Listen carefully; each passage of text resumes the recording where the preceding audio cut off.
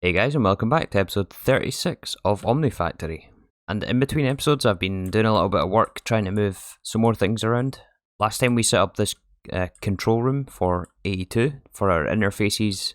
I moved our drives over, and then in between episodes, like I mentioned, I moved all of the molecular assembler setups, along with all the patterns and the interfaces. So most of these are full. It's possible I also lost a couple of patterns along the way, so we might run into things not having recipes, but that's okay, we can re-encode them. So yeah, I got 6 of these 3x6 blocks, or 3x5s, so this gives us a lot of recipe space for auto-crafting. I'm still yet to upgrade our crafting CPUs as well. I haven't decided quite how I want to lay that out. I'll probably end up putting it in this spot here, maybe like a 3x5 crafting CPU.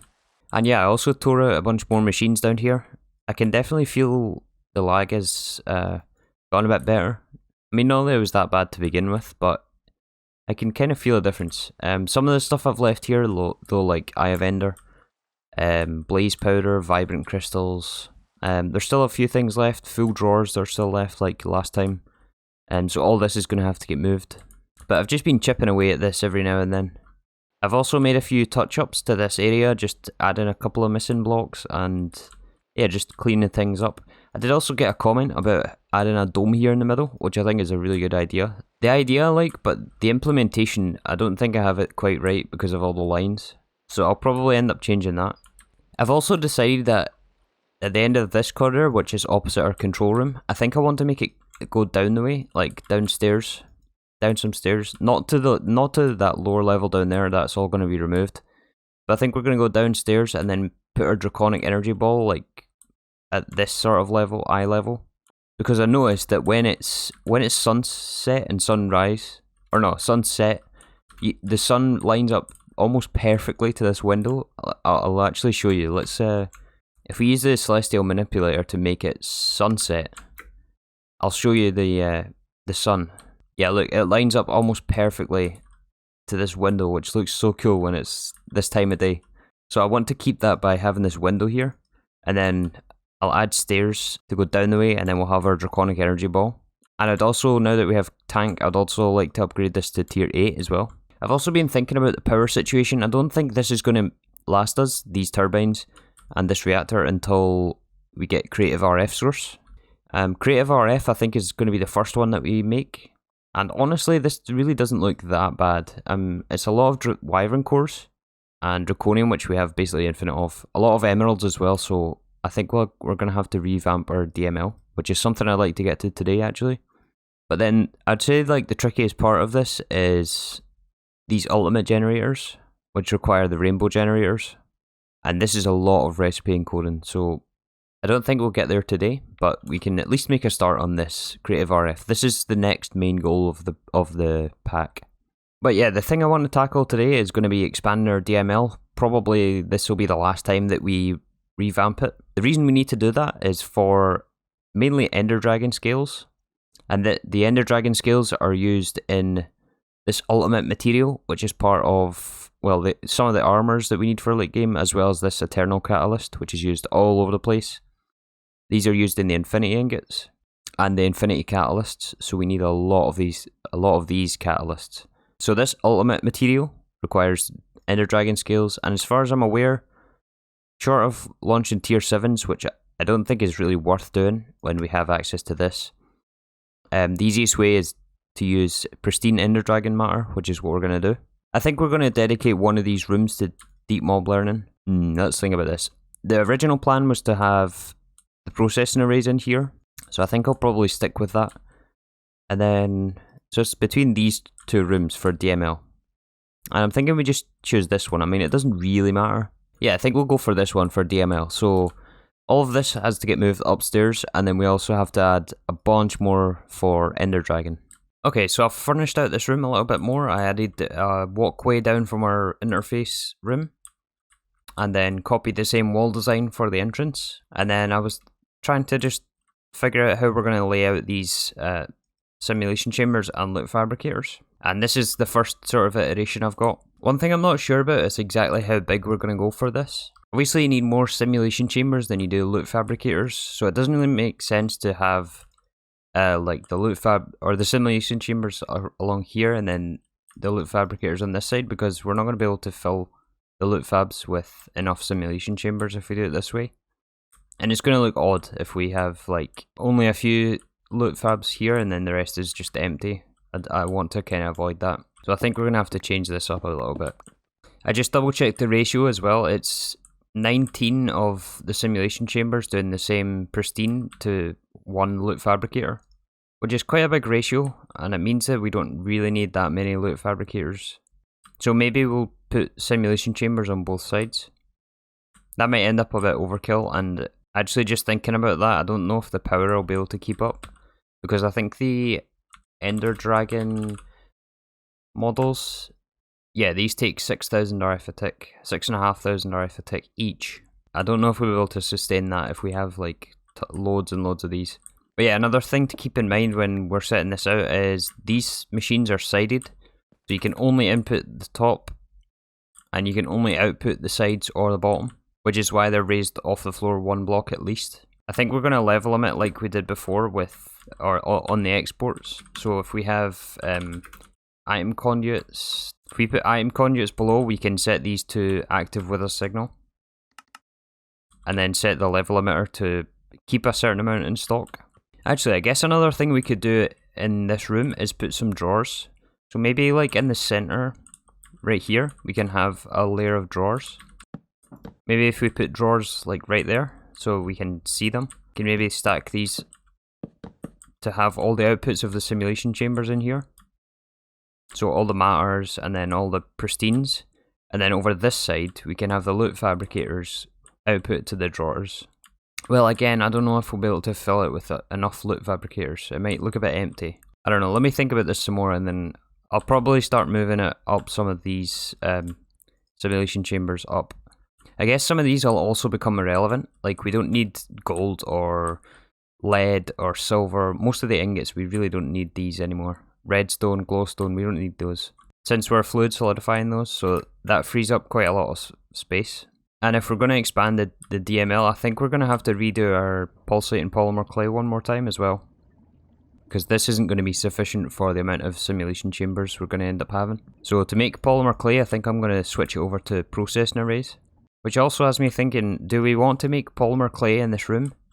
Or do we want to make polymer clay where the PAs are going to be?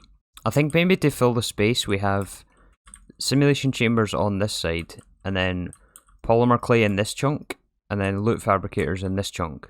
Or maybe vice versa. And that way we keep all of deep mob learning in one room. I think I quite like that idea, so let me try and develop this a bit more and I'll come back when I've got something else to show.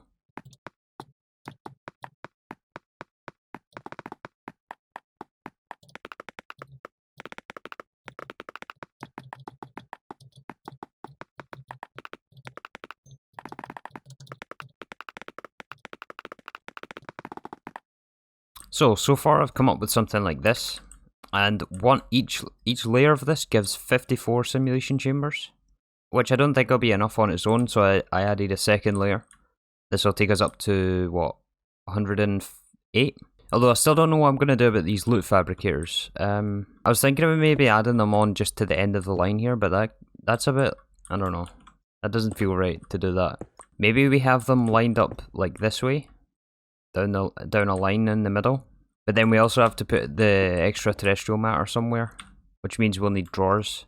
I think I like the idea of putting the drawers at the back of this wall and have all the outputs of this funnel into these drawers, and then the loot fabricators on this side. And I think I will split this side in two, and we'll have one side for the loot fabs and one side for pulsate and polymer clay.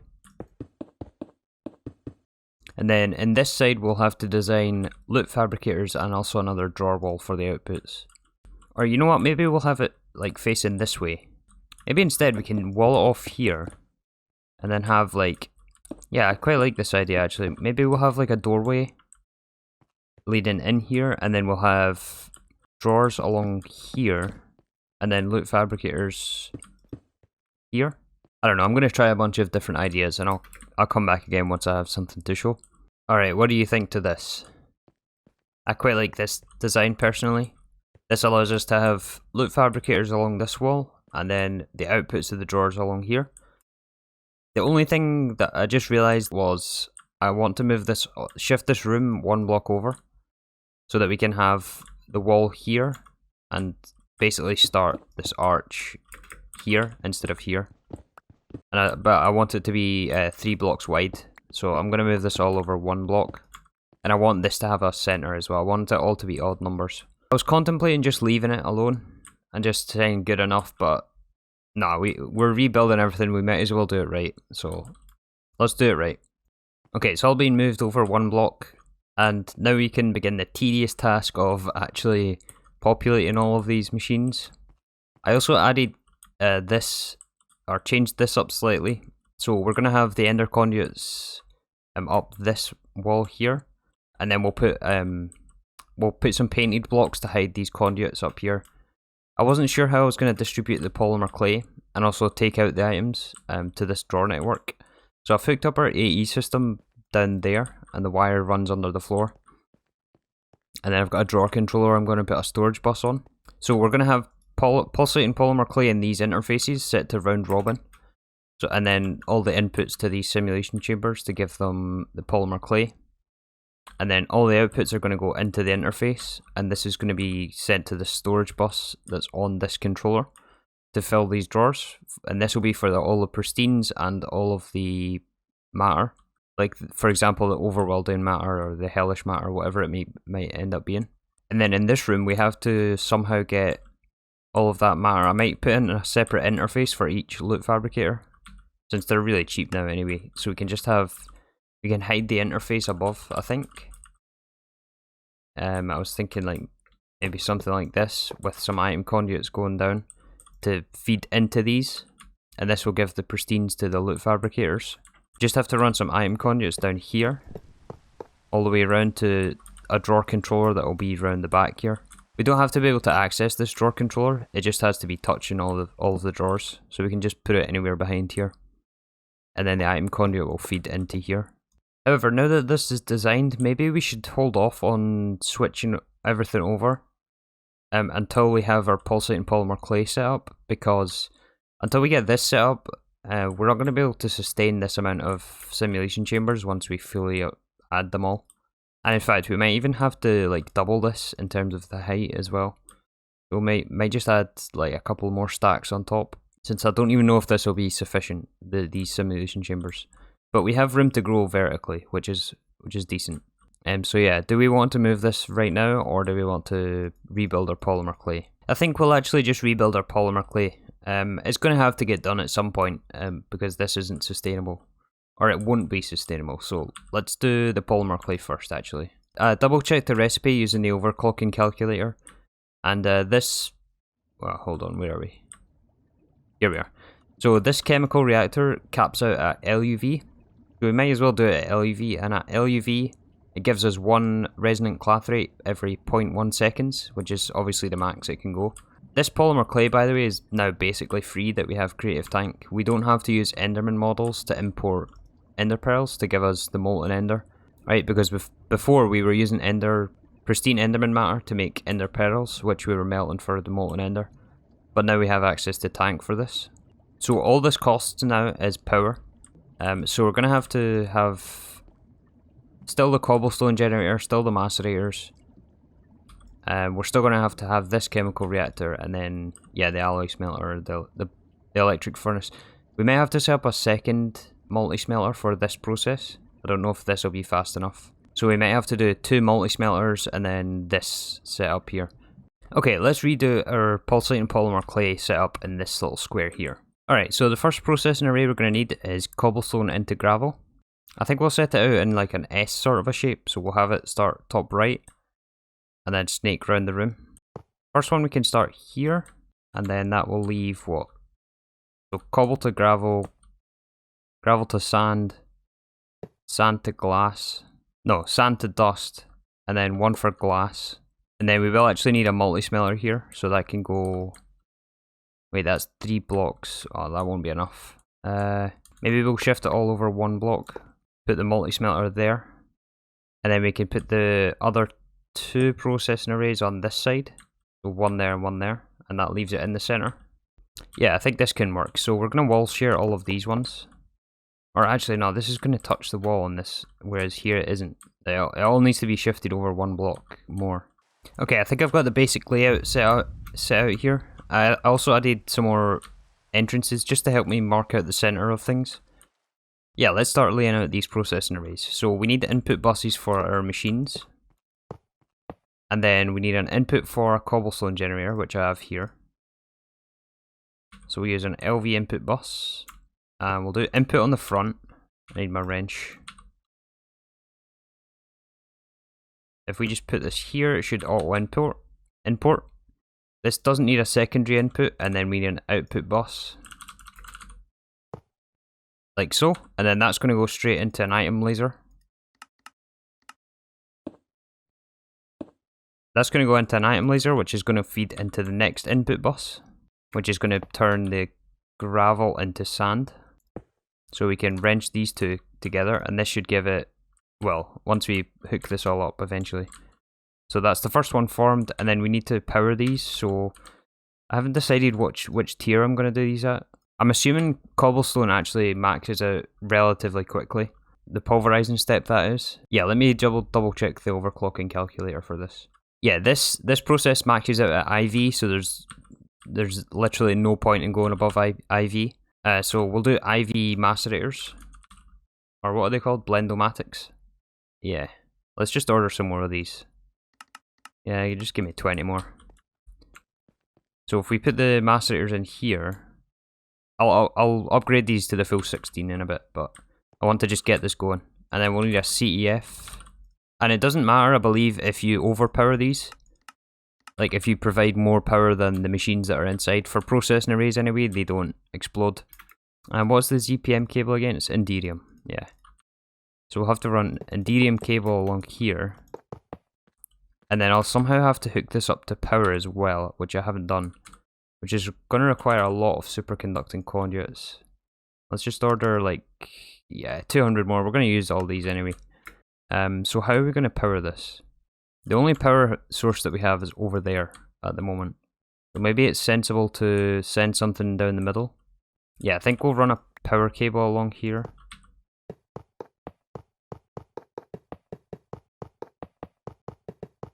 And then I want to have it come up to the center of this room and then split it off the two different ways. So we can have it come up right here. And I think I'll just put the CEF in the floor, since it'll look a bit cleaner. There's not really any way we can have it symmetrical here. So I think I'll have it on the floor pointing upwards. Like so, and then put the cable on top. And that way we can just directly connect the conduit up to that. So that should be... Oh wait, I've lost it. Where did it go? Here it is. Okay, that's that hooked up. That should now have power. And this filled it with gravel almost instantly. So then we need to turn gravel into sand, so we need more macerators. And I'm assuming this is the same time on the recipe, 0.8 seconds at LV. Pulverize. Yeah, it's the exact same, so we can use IV again. Might as well give this the other 6 machines it was missing. And we'll put the full 16 in this one as well. So this one here is going to be almost the exact same setup. It's just going to go into the next one again. So output to an item laser relay. And this gives us the sand, which we turn into dust. Is that right? Yeah, so pulverize one more time, and it looks like it's the same sort of recipe timing, so we need 16 more blendomatics. We'll order those, that should be relatively quick.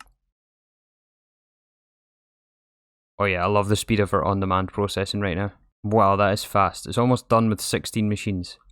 So we'll hook these lasers up again. And those machines are finished. We'll complete the multi-block, and this will give us our dust. And this we have to chemical react to make clay.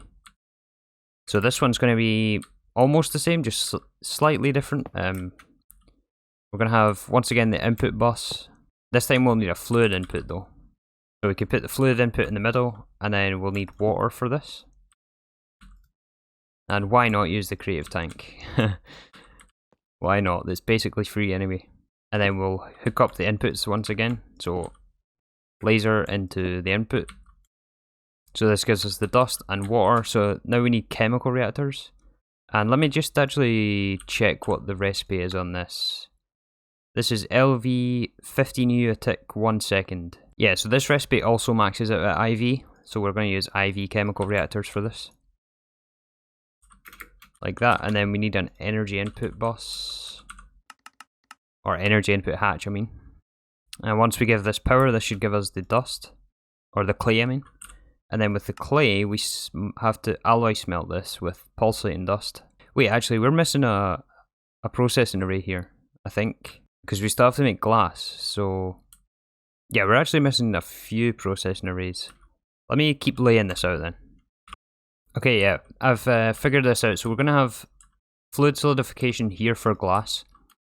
Then we're going to electrolyze it into quartz. And then we are going to chemical react the quartz to make the clathrates here. So the glass making maxes out at HV, so we might as well just do it at HV. And for this one, we just need a fluid input and one output bus. So the output will go in the back again. And we also need a fluid input. And then we need molten glass, which looks like I don't have. So I'm going to have to fluid extract this. Do I even have any fluid extractors anymore? Wait, do I have one at LV? I still have these up. Fluid extractor, here we go. Okay, we'll put that in the creative tank. And why aren't you working? You should be making glass. Oh wait, we need the block mold, of course, yeah. Yeah, we need a separate input bus for the block mold as well, so we can just put this here in the middle. And mold in there, and that should give us glass. And then the glass is going to go into the chemical reactor. No, electrolyzer. And this recipe maxes out at IV, so we're going to have IV electrolyzers for this. So we'll put those in there and then set the inputs and outputs. Once again, we'll give it an item interface and some lasers. And this gives us nether quartz. Alright, and this time we're going to use LUV chemical reactors for this. This is going to give us the resonant clathrates. So I've hooked up all the inputs here with the molten ender tank on the fluid input hatch. And then this we have to smelt, so we'll have to set up our multi-smelter here. I've ordered some fusion coils, which is the max coils you can get. Looks like we only have 7 right now. Is there still 1 crafting? There it is. That should be done relatively quickly. Anytime now. Well, we'll set up the inputs in the meantime. So this is going to have another input bus and output bus. I guess we'll use lasers for this as well. So we hook the output of this to the input of the smelter. And once we have our last fusion block... Wait, is this stuck on these neutron reflectors? I hope not. I mean, it managed to craft the rest of them, but maybe the recipe's wrong and it got stuck. Looks like it actually did get stuck. I think it ran out of tin alloy, which I haven't added to the fluid wall yet. And I took down the passive tin alloy thing when I was moving all the MV machines. So let's just add tin alloy to our fluids and that should solve the problem. So add it to there and then we need just a fluid storage bus. On here, set to extract only. And now the rest should craft.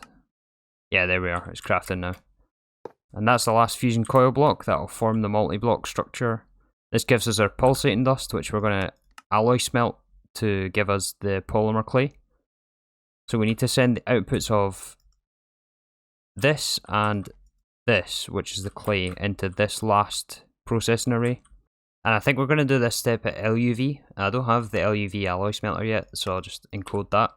And look how many empty assembler slots we have now that I added all of those molecular assemblers. That will probably allow us to complete the pack with that, to be honest. We'll order 16 of these. Yep, that should be pretty quick. We've got all the circuits on passive anyway. And almost done. There's 16 of those. So we need an input for the machines. So we'll put 2 lasers here. Wait, I don't really want these crossing. Not that it matters, but just for looks. Let's not cross the wires. So all we need now is the output bus, I think. And now we're getting pulsating polymer clay. So where do we actually want to send this now? I guess we can just store it in a drawer. Or maybe we have like a few drawers. Just to have like a backlog of it. Maybe we can even frame it in as well, just to keep it all symmetrical in this last 3x3 slots or space. I think actually to move these items, I'm going to move the output bus of this. And we can just put it on the bottom here. And then we'll put a controller slave into the drawer controller. And this should fill the drawers. Oh yeah, very fast. So we can lock both of those and then put a storage bus on here. Alright, so this is working pretty well. There is some machine blinking though, which is a little bit weird. There shouldn't really be any machine blinking since it should all be keeping up. So I think somewhere along the way I maybe used the wrong tier of machine. But I'll have a look at it in between episodes though. And you know what, let's add a little storage monitor for pulsating polymer clay. Somewhere like that. And then we can put a facade on there. There we go. And this way it keeps it nice and symmetrical. Maybe even we'll cap this as well, so we can hide all these lasers. So we can maybe frame it in with some black concrete. Something like that. Although I don't really like that this is uneven now that we added those extra processing arrays. Maybe to fix that we move the drawers in one. I don't know, I'll probably sort that out in between episodes. However, I am really liking how this is turning out actually. This turned out a lot better than I thought it would. There's still a lot of work to do and with this DML system. We have, I would say the hardest part of it is done, which is laying it all out. We just have to hook it all up now. But we have the polymer clay now sufficient. I upgraded these drawers as well. And yeah, this base is coming along quite nicely. However, I think that is about all the time we've got for today. I'm going to finish it off here. I'll probably do some more optimizations in between the episodes. I'll maybe change up the processing machine tiers of each process in this line. But that's going to do it for today. Thanks again for watching, guys. And I'll see you tomorrow for some more Omnifactory.